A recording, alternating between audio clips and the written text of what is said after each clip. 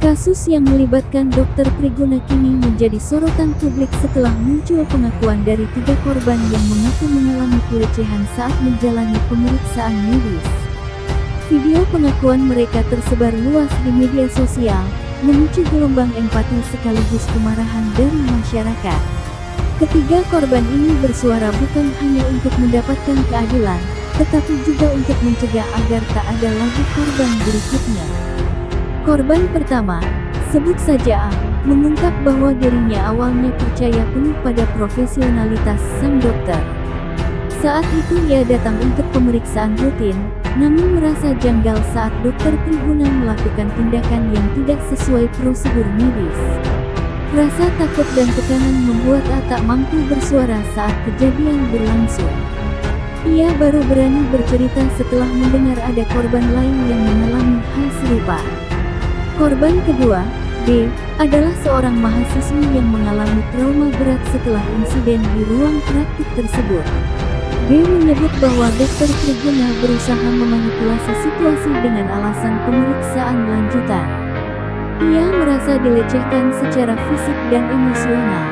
Pengalaman itu membuatnya sempat menarik diri dari pergaulan dan membutuhkan bantuan psikologis untuk memulihkan kondisi mentalnya. Sementara korban ketiga, C, datang dengan niat memeriksakan keluhan ringan. Namun, seperti korban lainnya, ia mendapati tindakan medis yang tidak sesuai dan sangat melanggar privasi. C mencatat detail kejadian dan langsung melaporkannya ke pihak berwenang, yang kemudian memicu penyelidikan lebih lanjut.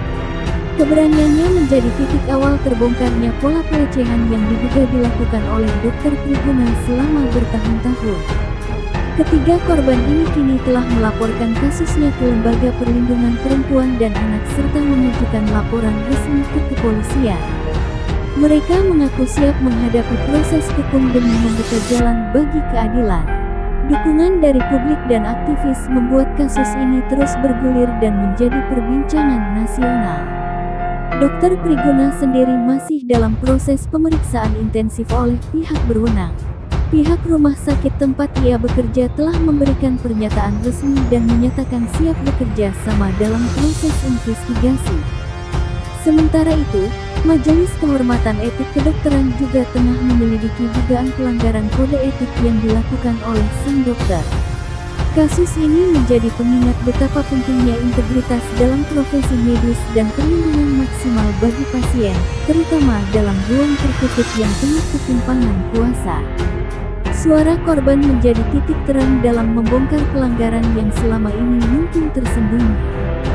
Kini, harapan besar tertuju pada proses hukum yang adil dan transparan, serta perubahan sistem agar kasus serupa tidak terulang kembali.